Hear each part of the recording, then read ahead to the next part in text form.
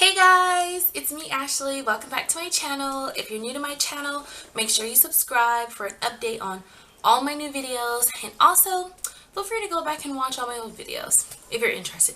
And if you're old, welcome back. I really appreciate you guys. Okay, so as most of you know, I grew up in Greenville, North Carolina, 2-5, okay, and that's where I went to high school.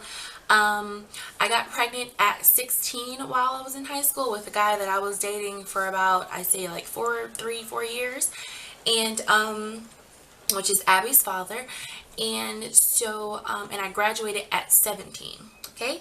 So, I had Abigail right after I graduated at 17, and my original plan was to go to college right after I graduated, but that didn't really work out, obviously.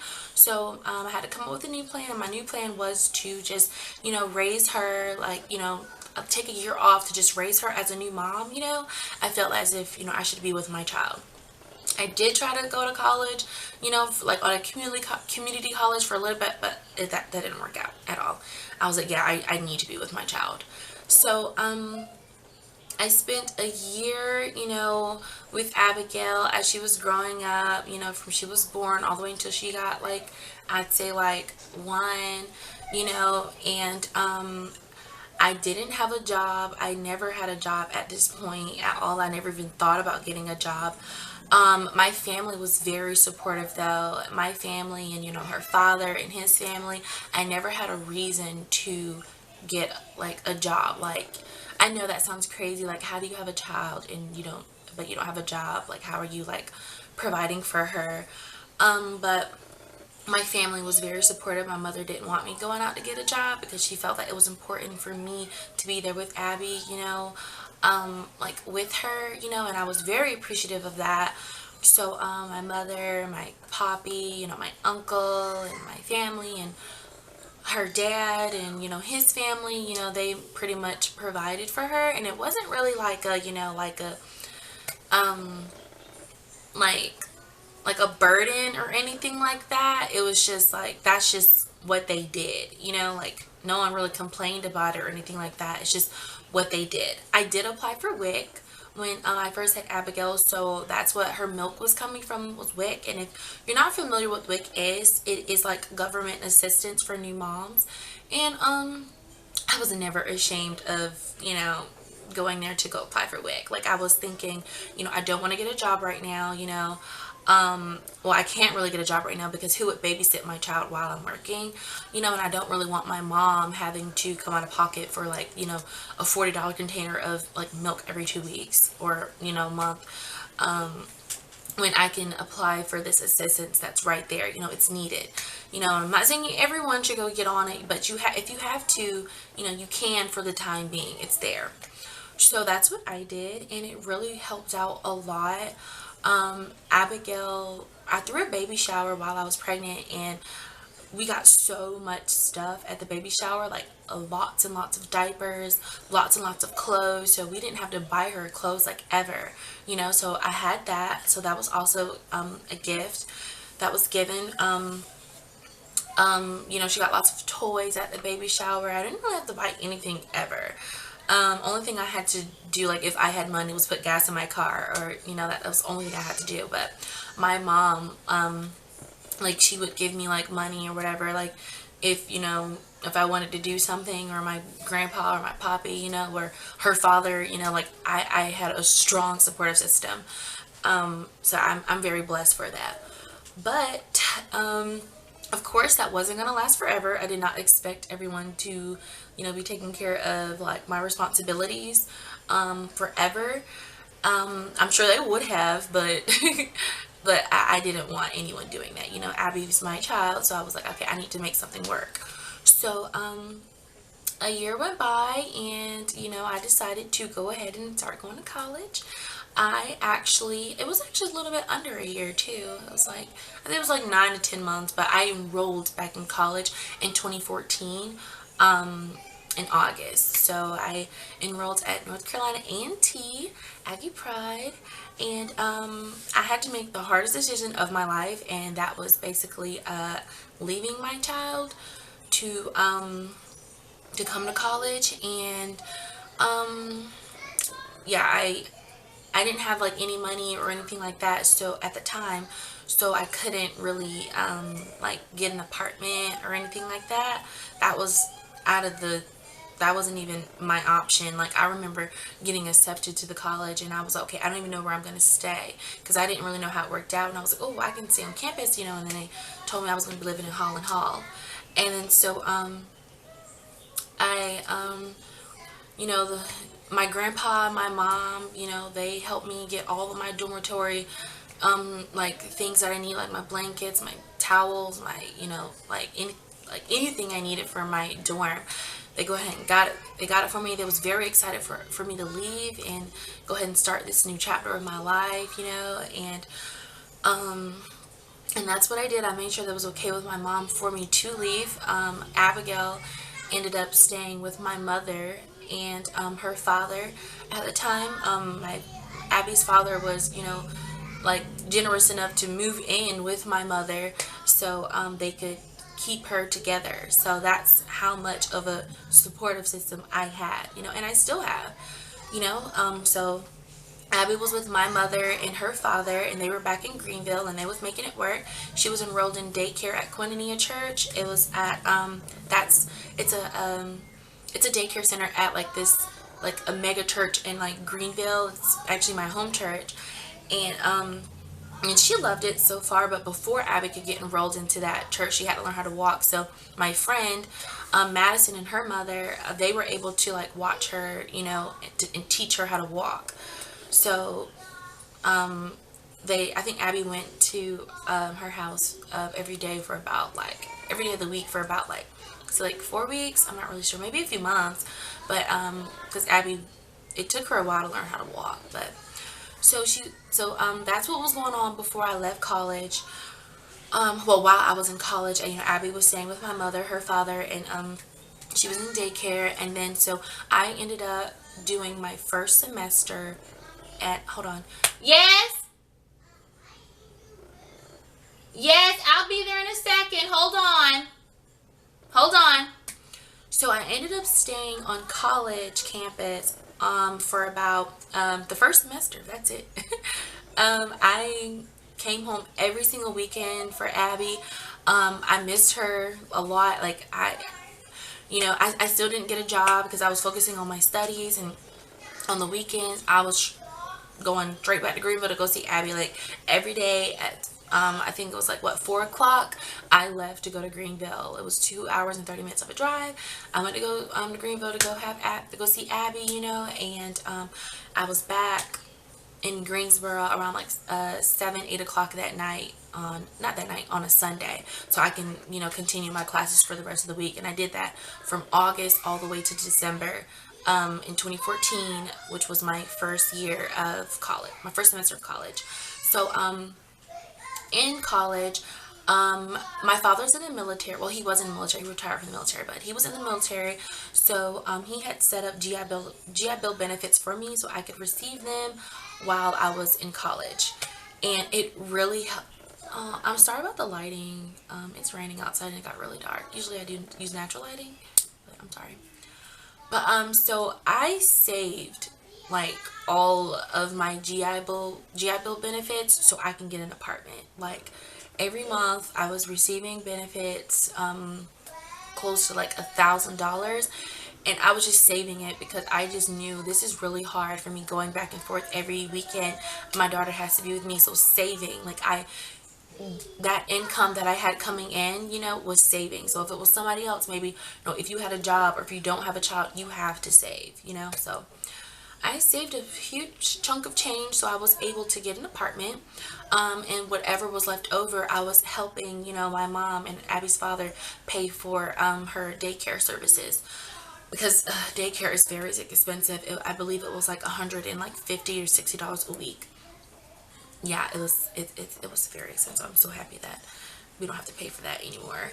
But anyways, so for the first few months of while I was 18, while I was in college, I was saving up my money, just saving. I still wasn't working. Oh, I also got a refund check. I saved that refund check too because I'm getting an apartment.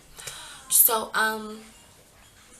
So when December came, I was like, you know what, winter break, I was like, I'm going to go ahead and start looking for apartments in Greensboro, 2 bedrooms, so my baby can come live with me, and I could just live off campus and just go back and forth, put her in daycare. And I did. So my cousin was living up here in Greensboro, and I really liked her neighborhood that she was in. She seemed pretty happy. It was a great price, it was very spacious. I felt like it was a nice area, but it's my first apartment, so I wasn't really looking for, like a gated community or anything like that. Like I just wanted apartments so I could be with my child. So I ended up on the day that I had to take my math exam for that semester, I went to Greensboro. Well, I had to go back to Greensboro to take the math exam. But while I was taking the exam, I ended up doing an apartment tour for the apartment that I wanted. And I fell in love with it. I loved it. It was actually the first apartment that you guys see me in my older videos. That was it. It was very big. It was 2 stories. It had 2 bathrooms, 2 bedrooms, and it was perfect. And it was around the perfect price range for me, and person that I was with at the time, and then I also, while I was there, I did a tour of like the daycare centers, because I knew Abigail had to be in daycare because she's not old enough to preschool. Obviously, she was, I believe, like she was like 11 months at the time. So I toured some of the daycare centers, and I found one I fell in love with. I did all of this that day. I didn't have to put any money down, I believe, that day, but whenever it was time for me to put the money down for like applications and stuff, I had it because I saved for it. 5 months prior. Well, 3 to 4 months prior, I was saving for this. So I believe I saved altogether about like I'd say like $3,000. I saved that much. So I was able to pay for the applications. I was able to pay the entry fee for Abigail, the security deposit. Then I had to pay for lights. Oh gosh, it was $200 to turn on the lights at the apartment. I had to pay for the water. No, we didn't have a water bill. We didn't. But I had to pay for the cable services. I had to pay for Wi-Fi. It was actually a lot that I had to pay for. I had to, like, of course I wanted to like decorate the house a little bit, so I got like a little bit of furniture. I was blessed enough to, my mom allowed me to bring my own bed from my room, so I brought that. And then Abby's other grandma, she was blessed enough to give me a table, like, so I had a kitchen table. And my mom gave me like her couch, that was, well, one of her couches that was in her living room. And just my supportive system was amazing, and so never burn bridges, guys. Like, if you have someone who's willing to help you, and they're generous about it, just just take it. Like, I saw no problem with having hand-me-downs for like furniture, like I still have the same couch that my mother gave me from, her living room, like, and she gave it to me like almost 4 years ago. I still have the same table that Abby's other grandma gave me from 4 years ago, and I've just been taking good care of it, and I had no problem with hand-me-downs at all. So so I got Abby up here, and I enrolled in my classes, and I also was getting financial aid for the summer, not for the summer, but for the new semester coming in.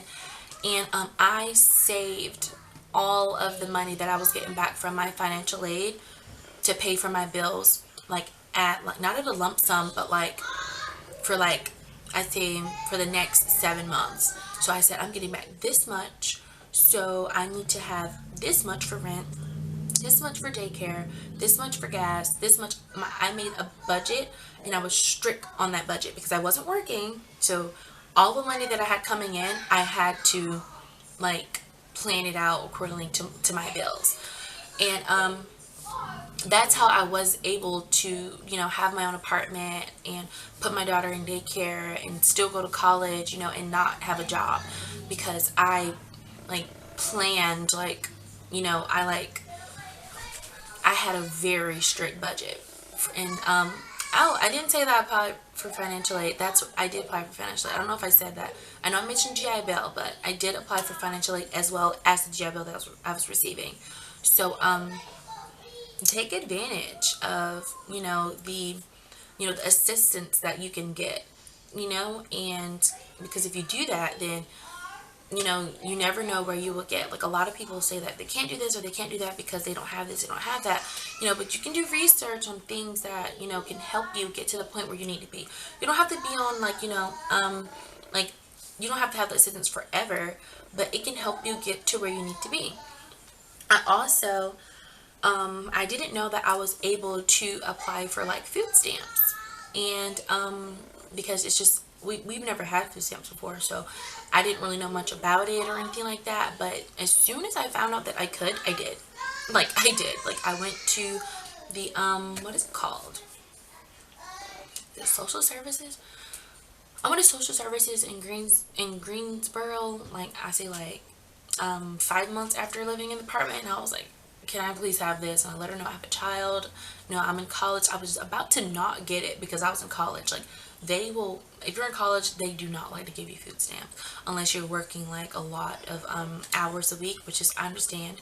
But then they found out, I told them I have a daughter, and I was able to get it. I'm so thankful I was able to get it because it helped me out a lot. Like, the when I made my budget, I did not incorporate food, and I don't know why.